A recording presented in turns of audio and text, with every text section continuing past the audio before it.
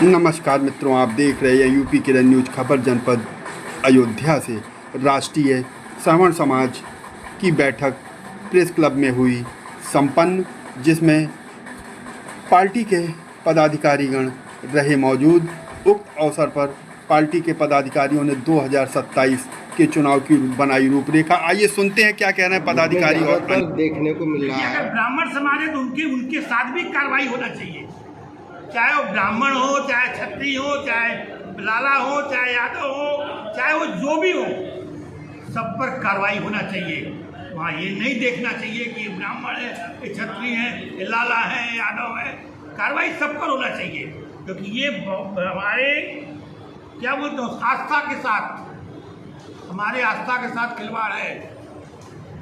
हमारे यहाँ उसके लिए जब आंदोलन हुआ था तो कई रात तो हम जेल में रहे हैं। तो हमारे आस्था के साथ अगर खिलवाड़ हुआ है तो जो लोगों ने खिलवाड़ किया है उनको सजा मिलनी चाहिए। ये धरती है, ये परशुराम की धरती है, ये महावीर जैन की धरती है, ये श्री कृष्ण की धरती है, और ये शबरी के जूठे पैर खाने वाले श्री राम की धरती है। तो ये भेदभाव किया किसने? हम सवर्णों ने कभी किसी के साथ कोई भेदभाव नहीं किया।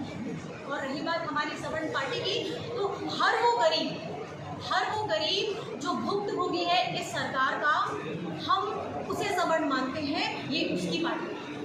इसीलिए वो भी ये कहे कि आप सिर्फ सवर्णों के साथ है, नहीं, हम हर उस बच्चे के साथ है जो भुक्तभोगी है, जिसे उस बच्चे के साथ खड़े रहना पड़ता है जो -40 लाता है, और वो बच्चा जो 95% लाता है।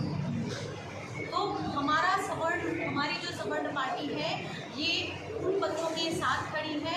हम लोग रिजर्वेशन के खिलाफ हैं।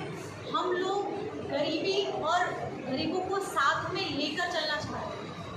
हम ये चाहते हैं कि हम जब भी आगे बढ़ें, सत्ता में आए, तो हर वो बच्चा जो कैपेबल है, जो कुछ करना चाहता है, वो अपने बलबूते पर करे, किसी रिजर्वेशन के चक्कर में और किसी के साथ नहीं। मुख्य पदाधिकारियों की बैठक थी, प्रेस कॉन्फ्रेंस। इसमें सिर्फ पत्रकार बंधुओं से बात करनी है। बाकी जब हमारी बैठक और हमारा रैली या हमारी नुक्कड़ सभा या जनसभा जब होती है, तो आपको पूरी ताकत के साथ होती मिलेगी। जैसे कि अभी 18 तारीख को हमारे वहाँ जुलाई में सीतापुर जनपद के अंदर हम लोग एक बहुत बड़ी विशाल यात्रा निकालने जा रहे हैं, जिसमें 10,000 से ऊपर लोग हैं। जी, इस समय भारतीय सवर्ण समाज के जो यहाँ बैठक हो रही है, खासकर 2027 के चुनाव को लेकर, और जो स्थित परिस्थिति इस समय देश या प्रदेश में चल रही है, उससे हम तो इस समय यही कहेंगे कि मात्र सवर्ण ही नहीं, हर प्रकार से हर व्यक्ति पीड़ित है। आप लोग आए हैं, सबका आपका स्वागत है। साथ में ये तो एक चंदा की बात आपने कही, तो चंदा तो चोरी तो बहुत पहले से चल रही है। चंदा लगा करके भारतीय जनता पार्टी सरकार में आई, चंदा मांग करके, उसके बाद भी उसमें घोटाला, उसको आदत लग चुकी है, उसमें कोई बड़ी चीज़ नहीं है। और मैं साथ में ये भी कहना चाहूँगा कि जो उद्देश्य था हमारी सभा को बुलाने का और यहाँ बैठक करने का मुख्य उद्देश्य, हम सवर्णों का उत्थान और सवर्णों के साथ हो रहे शोषण के बारे में मैं आवाज़ अपनी उठाऊँ। बैठक का मुख्य उद्देश्य जो है, आज अयोध्या प्रेस क्लब में हुई है, इसका मुख्य हम लोगों का उद्देश्य था समाज को, सवर्ण समाज को जागृत करना। क्योंकि ये सरकार जो वर्तमान की है, ये बैठकर चली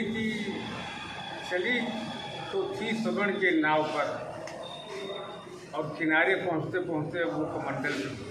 अब आपने कहा कि संघीय हैं, यही तो कहा जा। ये पहली चीज़ तो मैं आरएसएस के बारे में थोड़ा कह दूँगा। क्या आरएसएस की शाखा लगती है जिले में? कोई भी कार्यकर्ता बता दे। मेरे बीकापुर में उस समय जब हम लोग कार्यकर्ता रहे हैं तो 70 शाखाएँ चलती थी। हर शाखाओं पे 100-150 की संख्या होती थी। आज पूरे जिले की बात करता हूँ, 7 शाखा दिखाइए जिसमें 10 लोग हों।